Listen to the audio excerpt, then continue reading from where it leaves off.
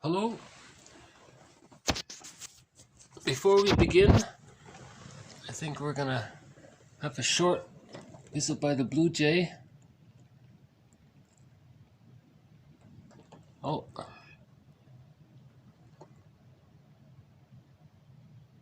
Oh.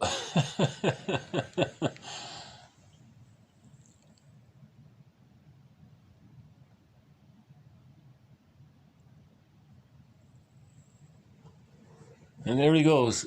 Okay. What's a good way to start a video?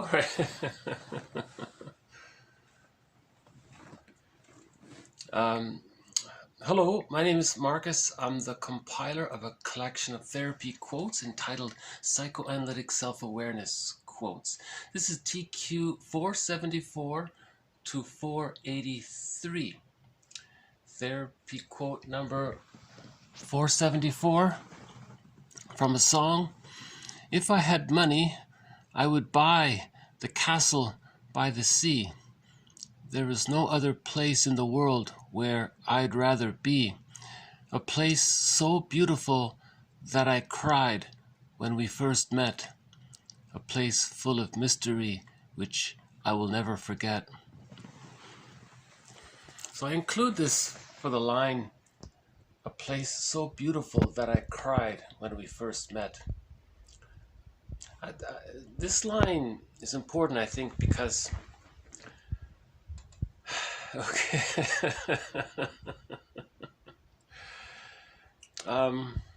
there's a title of a book. I'm not necessarily recommending the book, but there's a title of a book called Too Scared to Cry. Too Scared to Cry.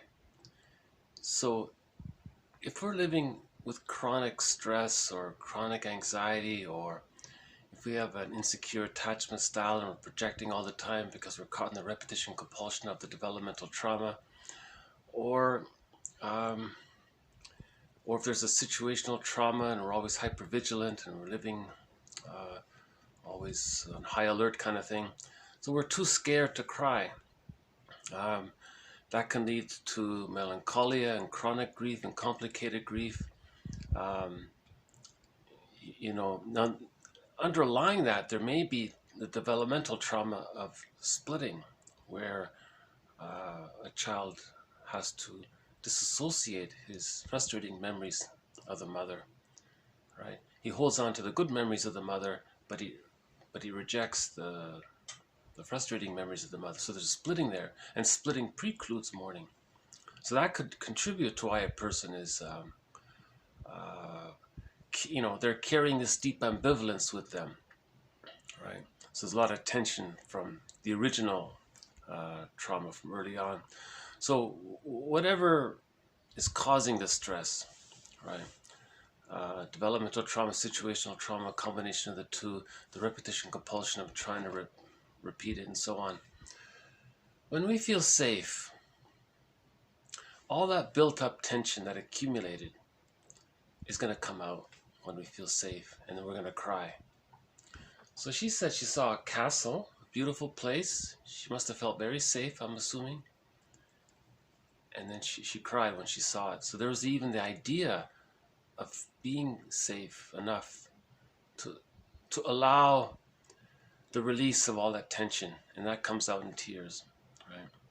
It's not an abreaction. It's a necessary response. The mechanism apparently is very similar to humor. In the first part of a joke, there's some tension, and then when you have the knowledge, you feel safe and you laugh. So that's that kind of minor little, a minor tension, and then you have the answer, then you laugh. So you're safe. So there's a benign violation of your existing safety, and then now you're safer, and then you laugh. So that mechanism seems to, so that's like a super light version of the more deeper version of that, where a person accumulates lots of tension. It's not a benign violation of their safety. There's a continuous tension there, but then when you feel safe, you're going to cry instead, right? Oh, I think we might have a... I think he came back. Let's see. Oh, maybe not. Oh, there he is. Hello. See, I think that's the older one. Oh, he's just sitting there, huh? Okay.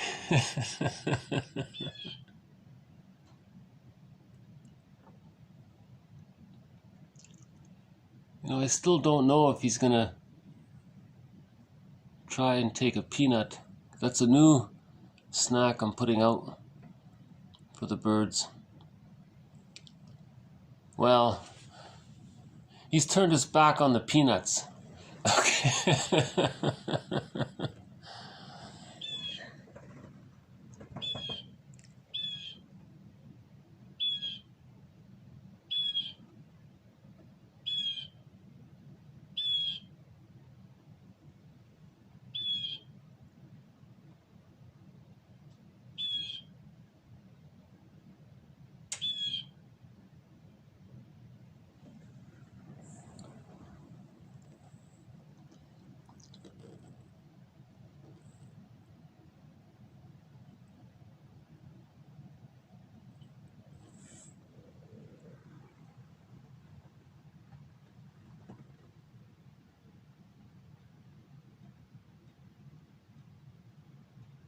And there he goes. Okay.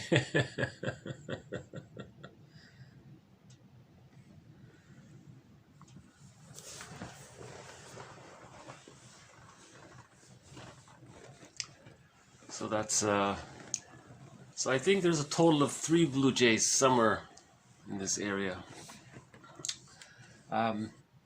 Okay, so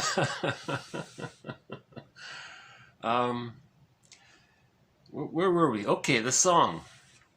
So why don't I just play the first verse to that song from Anshelle.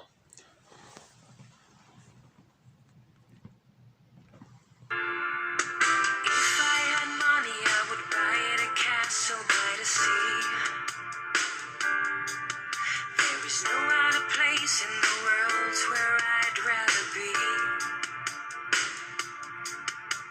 A place so beautiful that I cried when we first met.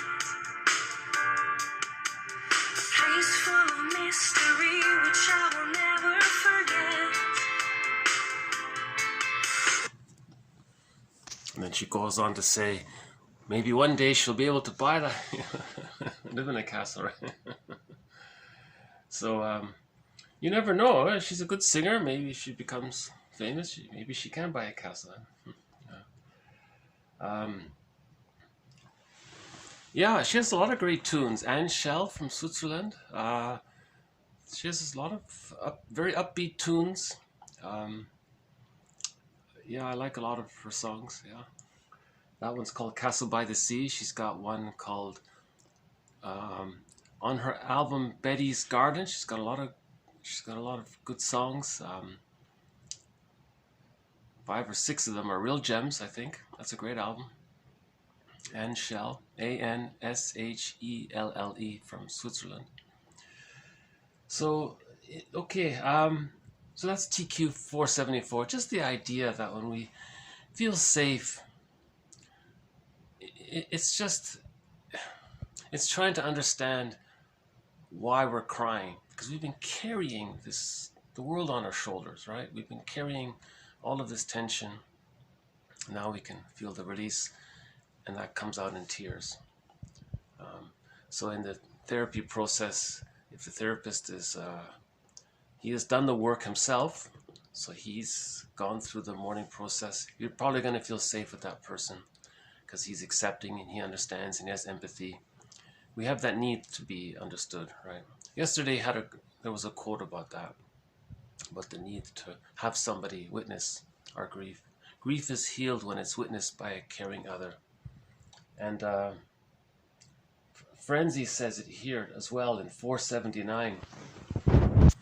The presence of someone with whom we can share and communicate joy and sorrow, love and understanding can heal the trauma.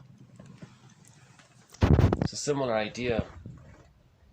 The presence of someone with whom we can share and communicate the joy and sadness can heal the trauma, right? Because we need to,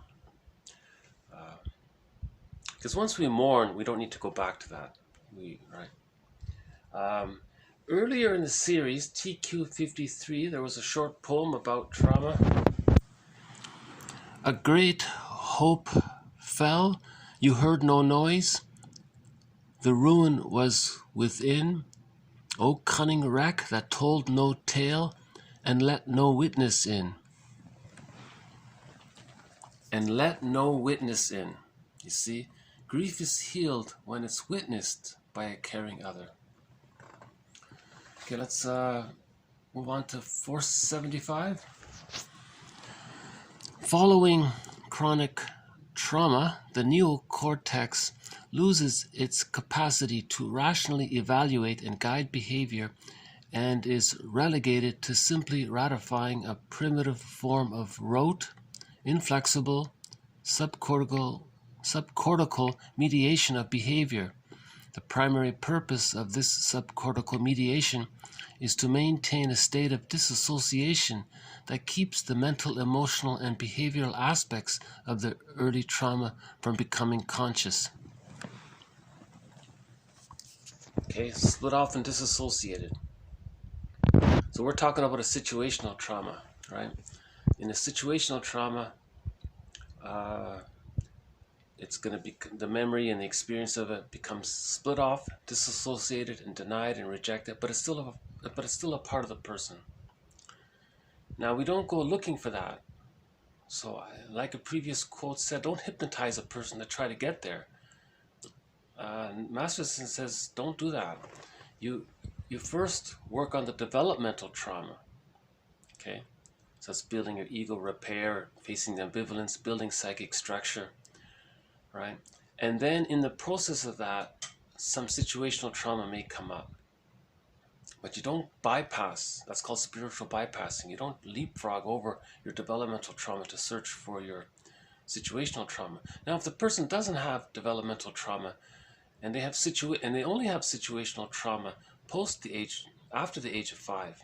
So if they were very healthy and they had the psychological birth, okay, and then there was then maybe it's okay. You can use hypnosis and all that, but generally speaking, one author said, chances are if the person has a situational trauma, it's because it may be because they had a developmental trauma originally, and they created that situational trauma because of the repetition compulsion of trying to heal the developmental trauma. Went awry and it created a situational trauma in the attempt to heal the developmental trauma.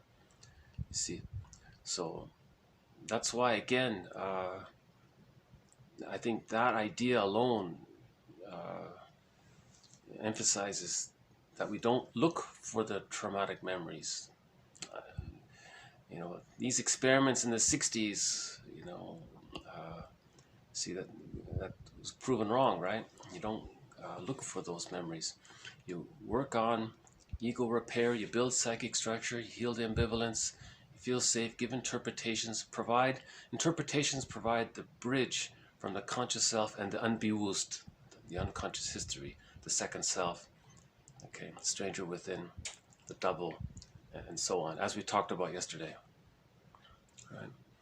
So as we work on the developmental trauma, then the situational traumas will come up. They're so far away anyways, split off and disassociated. If you go looking for that, it's just going to fly even further. So you're doing more harm to yourself in a way, right? Think about it. If you're directly going to the situational trauma and you're not looking at the development, it means you don't have the ego strength to handle it. You couldn't digest it, right? So it's going to further disassociate and split off. Now you've probably made it worse, or you could have made it worse, right? 476.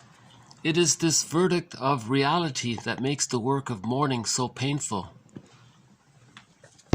So that's a good general statement right there. The work of reality, facing the truth of what happened. But first we face the truth of the developmental trauma, and then we can face the truth of the situational trauma. So it's this verdict of reality. A major part of developmental trauma is facing that deep ambivalence. The defense mechanisms of splitting, projective identification, magical thinking, narcissism, grandiosity, displacement and acting out, and etc. All that's meant to be existential hearsay by the age of 3, but with the developmental trauma, they're still there. You see, why is it still? So there's a deep reality that needs to be faced to heal the splits, right? 477 asks, from where within does one live? So if one is living within the trauma, those painful memories, they make us who we are. Yesterday's quote. If we're living from that developmental trauma, if we're living from that record we talked about yesterday, every neurotic carries a record with them, and he carries it with him wherever he goes, and in each new situation he plays that record. So he's bringing the past into the present. So from where within does he live? He's living from his unconscious history. When we heal the splits, we can connect to ourselves, the plumb line to the self, right? Because when there's developmental trauma, the impression of the self is still blurred with the rejecting image of the other. The fusion is still there. So we don't know who we are. So we're living from that fusional place, right? That's the trauma place.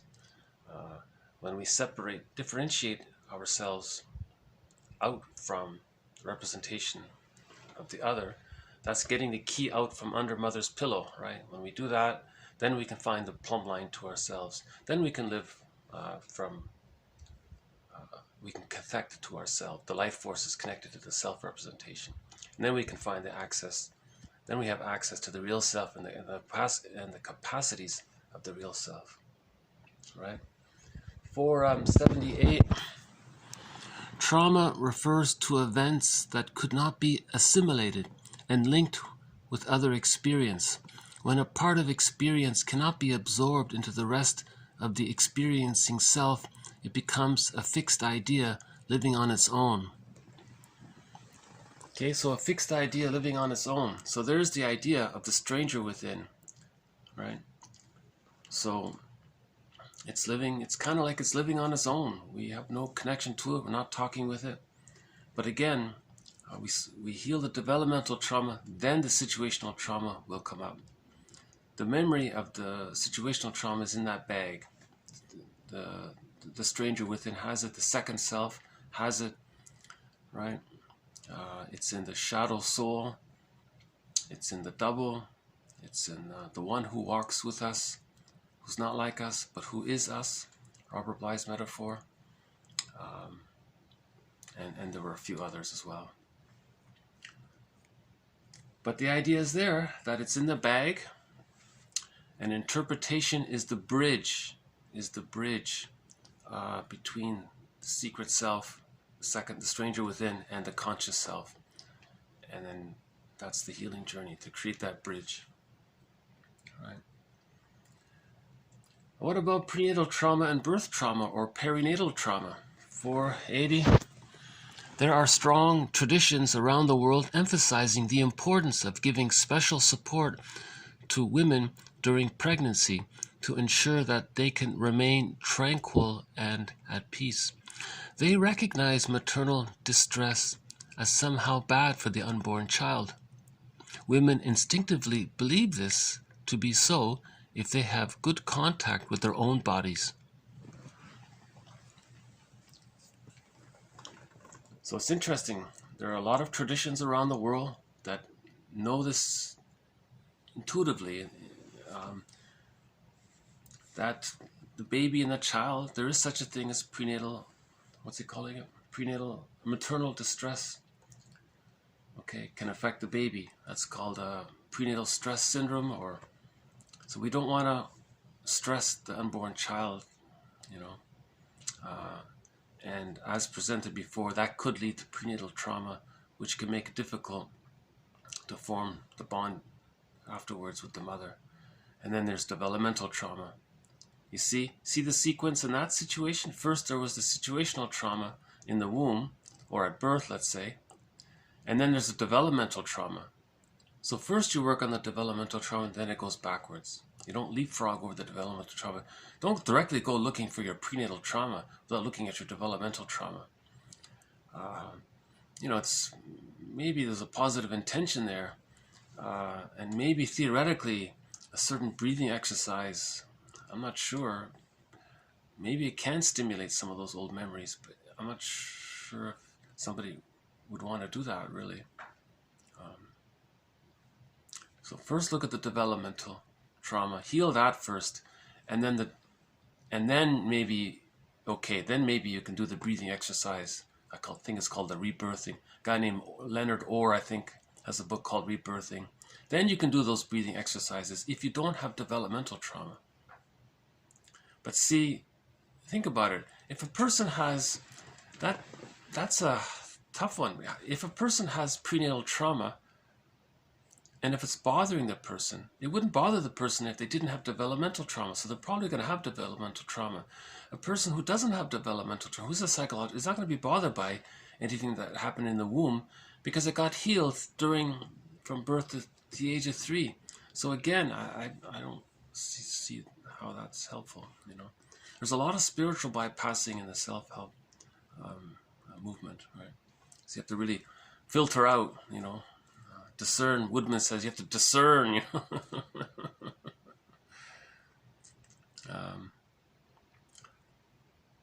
Yeah, it's interesting. He says here, women instinctively believe this to be so if they have good contact with their own bodies. So maybe women are encouraged to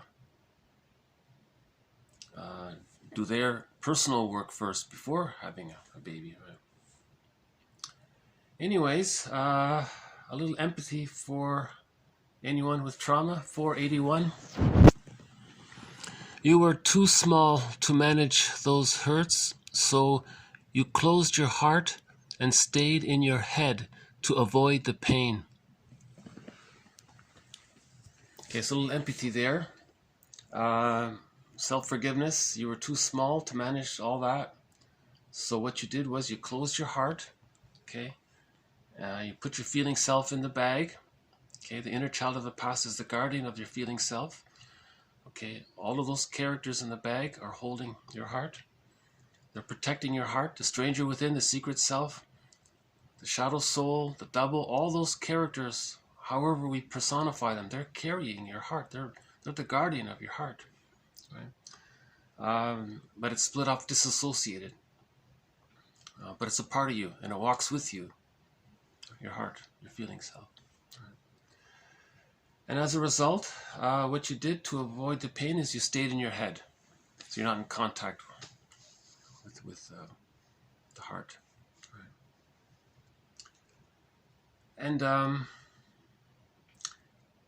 And everyone says this in the self-help movement, the longest journey is from head to heart, or the conscious to the unconscious. Right. Speaking of self-help, a popular quote from the self-help movement is just a general reminder of your value, your unique value, TQ 482.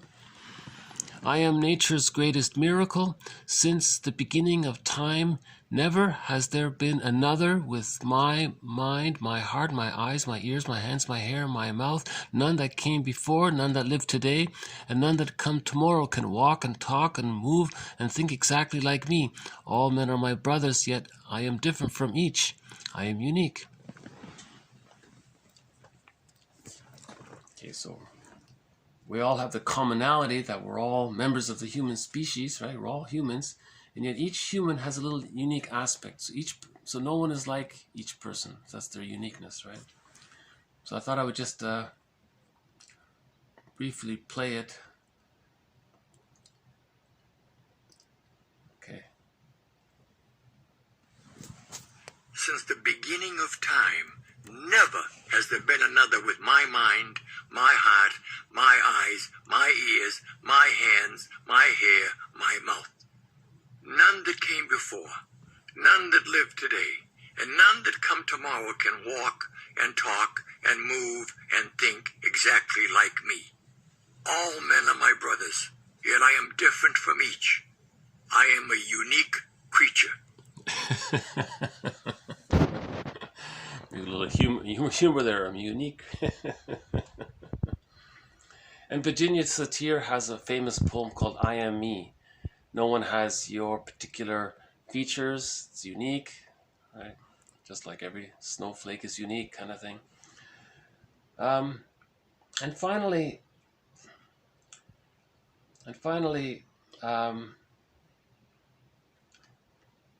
when we do any kind of healing,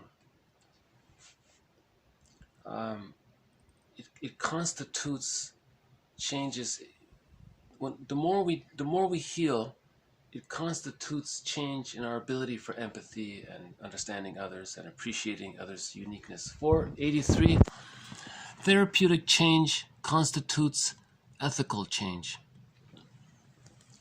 Okay, so that's the moral revolution everyone's talking about. When we heal ourselves, we're healing. When we heal the inner, we heal the outer. Right? That's the ethical change, right? Okay,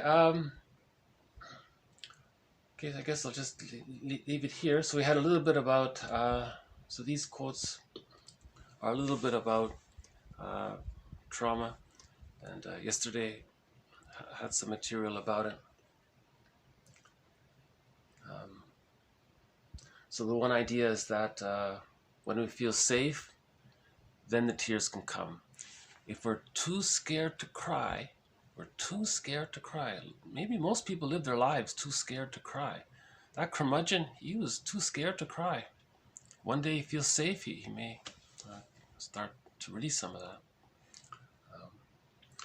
But you first work on the developmental trauma first, right? And then that split off, disassociated, fixed idea living on its own. Okay, fixed idea living on its own. Then it'll come forward. So it has like a little mind of its own, almost, that memory of the situational trauma. If you show the situational trauma that you've dealt with your developmental trauma, maybe that situational trauma will come up. It'll feel safe enough to come up. So it's like levels of safety. So right, first do level 1, then you get to level 2 kind of thing. Okay. The verdict of reality. What's the reality? That deep ambivalence, the splitting that took place, and the use of all, and why we're still using those infantile, immature defense mechanisms. That's the verdict of reality. The verdict of reality is the realization that we may have an insecure attachment style, not a secure attachment style. And with an insecure attachment style, that's a developmental trauma. Okay, so the person is caught in projecting, repeating their childhood scenario in the present over and over again, like Sisyphus on that record, like the person carrying the record, right? We had the poem by Emily Dickinson, A Great Hope Fell. Your wish for a secure attachment style, that fell. You didn't know about it. No, you heard no noise. It was just happened. It was so quick. The ruin was so thin, right? The person's psyche. Oh, cunning wreck that told no tale. See, this is pre-verbal, so there's no words there. And let no witness in. The person can't even recognize it or validate it. It's a good little poem about trauma. Right? Okay, grief is healed when it's witnessed by a caring other. Okay, to honor, to prevent trauma. Let's make sure there's no prenatal trauma. Let's make sure there's no birth trauma. Then we can have that extended womb. So as we said before, the biological birth, the time in the womb was preparation for the biological birth. From birth to 6 months, the stage of symbiosis, that's like the extended womb or a second womb.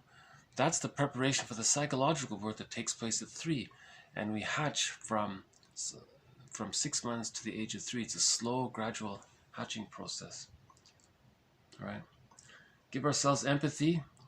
Okay, we were too small to manage all that. So what we did to manage the pain, we closed our heart, put it in the bag, and we stayed in our heads. And now we're thinking all the time. All right. Someone said, if someone is babbling on and I think it's called logorrhea or something, just talking all lots of words. Doesn't mean he's wise or anything. He's just in his head. Symptom of trauma. You know, if the student in school is daydreaming all the time, he's in his head. You see, the daydreamer is in his head. The kid's not learning. He doesn't have a learning disability. He may have school shock. So he's in his head. All right, daydreaming. Augmandino, each person is unique. You are nature's greatest miracle. Each person is nature's greatest miracle. You know, there was a documentary recently that said that Earth is unique. Just the right distance from the sun, not too hot, not too cold. All the conditions were created for water and life to occur. It's very unique. So, so a person is something similar. We're very unique, you know. And as we heal the inner, that's the moral evolution. Then we find empathy. So as we heal, we find our heart, in other words. Put it that way. Okay, maybe I'll just close this video with a little bit of Anshelle, the song we started off with.